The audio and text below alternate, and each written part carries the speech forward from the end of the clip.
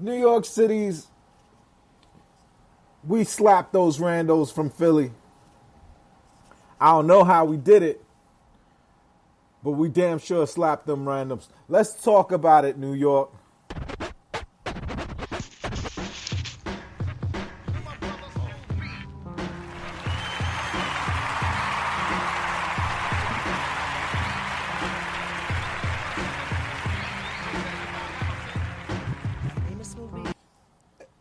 I love it when a plan comes together.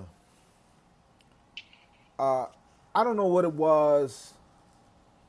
I've been watching a lot of basketball, and right now it just seems like, we're just caught in the maelstrom. That there's just this chaotic universe with no controls, no understanding of the shape of things. It's just chaos out there.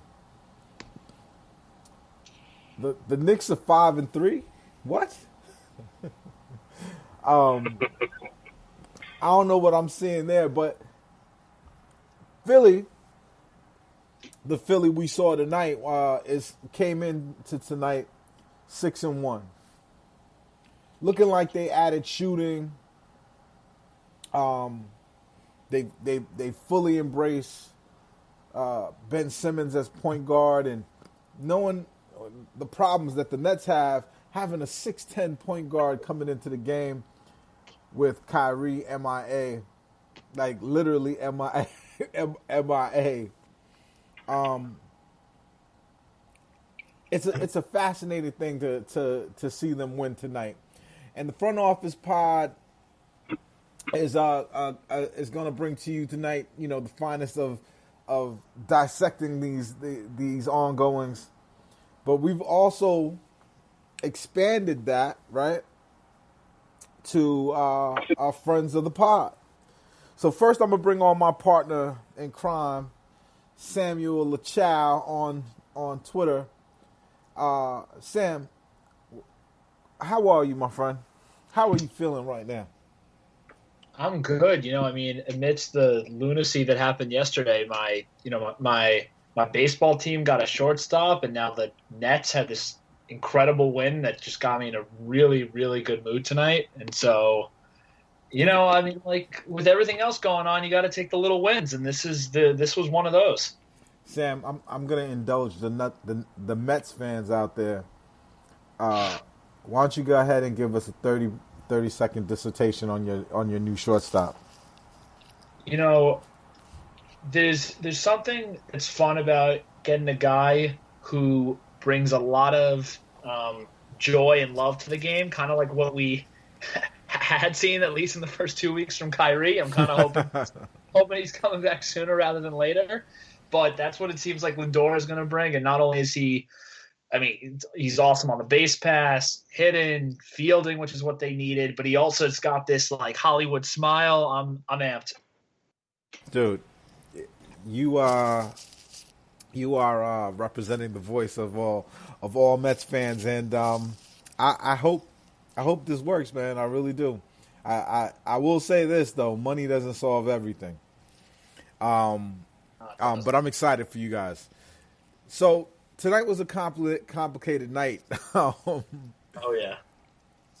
I'm gonna have a rough time explaining what happened tonight, and I think our goal as a podcast is to basically offer our Nets community a different option in how the game is reported on. Like I don't think we're reporters or anything like that, but it's a benefit to the fun of watching basketball games to have people who care and watch every game make analysis of the team, and so what I want to do and what Sam and I are trying to do is bring on more Nets fan voices so that we could have an authentic conversation about our team.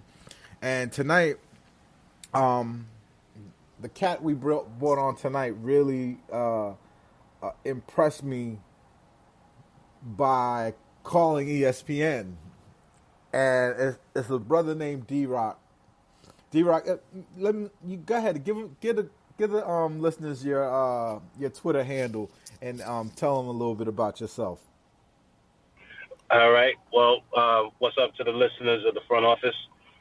D-Rock, D-ROCK. It's pretty simple. Yeah, I want to know my real name is Daniel. But I've been following Neves and his man Sam for quite a bit now. I love how they break down the game and, the passion that they bring and the realness that they bring. That's what I pretty much appreciate the most. And, me calling on ESPN, that's pretty much just been me wanting to pretty much put it out there to Knicks fans that not only is this not their town, but that we're coming and we got championship aspirations literally in front of us. We just seen what these guys did without KD and Kyrie to the best team in the league record-wise, and we ain't stopping here, So, just got to be on. And let me tell you why I appreciate you, D-Rock. All right. The cats on ESPN, they like to try to pretend. They like to play this little game where it's like they don't talk Nets, so Nets fans don't listen, and they basically go, okay, well, we would talk Nets if Nets fans would call out. The self-fulfilling prophecy. Exactly, it's a self-fulfilling prophecy, and I like it when Nets fans call up there and disturb and disturb their trying to pretend like we don't exist, and we're not. And we know what? It's true. We are a smaller fan base, but we're supposed to be. We're smaller by design. We're not. Our fans isn't Ossining, New York. Our fans isn't Poughkeepsie and Schenectady. We are the Brooklyn Nets, and we're tied to our original Long Island roots. There are a lot of fans. Some that's even been on this show go all the way back to the Long Island Nets. And then there's the fans from Jersey who, got a beautiful look tonight. But still, we're always going to be an exclusive fan base in comparison to the Knicks. And they have a 40-year head start on us. You know what I mean? Like all of this was by design. Like when the ABA merged, they forced the Nets out of New York. And for us to have Nets fans who are willing to kind of like, put it out there to say, yo, not only do we exist, but we're an example of the product that you see on the floor. We are knowledgeable and a whole lot more sensible than these abused housewives that they call Knicks fans. D-Rock, I salute you, my brother. Well, definitely. Thank you for that. Yeah. Tell me, D-Rock. I'm gonna start with you, and then I'm a reel back to my guy Sam. Okay. Put an umbrella of an explanation of what we saw tonight against Philly. All right. The 50,000-foot view. All right. So Philly definitely coming off of a back-to-back, and Bradley Beal lit them up for 60, but they pulled that game out. So you kind of felt that they were going to come out there with tired legs, and I don't want to make that excuse for them. I don't want to give them that. But you knew that this was going to be a fight, and this is basically going to be a battle of the wills. And basically that's what I saw tonight. I saw a Brooklyn team that was hungrier, that wanted it more, and basically took advantage and kept their minds in the game, and did what was necessary. And we saw how Karis LeVert led the team. And if you look at the opposing team, I guess you could say Embiid led them.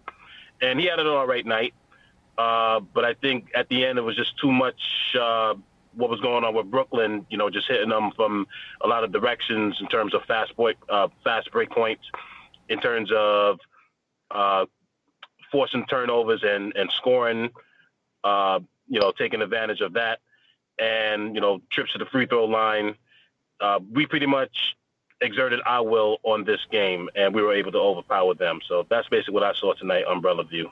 Yeah, I mean, if if we, it would have been even worse. It wouldn't have been close. They would have hit the hurt feelings button, early in the fourth quarter if we would make our free throws. Sam, give give me a if I didn't see the game, tell me what happened tonight. So first, I want to give a big salute to Drock as a also fellow ESPN radio and even WFAN caller that always has to butt into the constant Nick garbage talk. I appreciate that there's a bunch of us out there trying to put our name on the map even more. So I appreciate you. Um, I, but no, I mean in terms of the game, I thought D-Rock said it well. Like the Nets came out and made it, and they were like, we're basically winning this game, kind of like what Kyrie did the game before against Utah. I thought they just looked ready to play. I thought Philly kind of thought that this was going to be an easy one, even after a back to back because KD, Kyrie, and obviously Spence weren't playing, and I think the Nets kind of like hit him in the front, hit him in the front teeth, and I honestly think that's why some of the frustration kind of seeped in, and you saw it getting a little chippy as it always does with the Sixers. But I think the most important takeaway, honestly, is you can tell that every single one of these Nets, whether they were on the playoff team from 2 years ago or not, they have like zero fear for this Sixer team. Like they are just not afraid. They're like the Simmons and Embiid duo. They kind of brush to the side, and like if they lose, they lose. But there is no intimidation factor that this team has.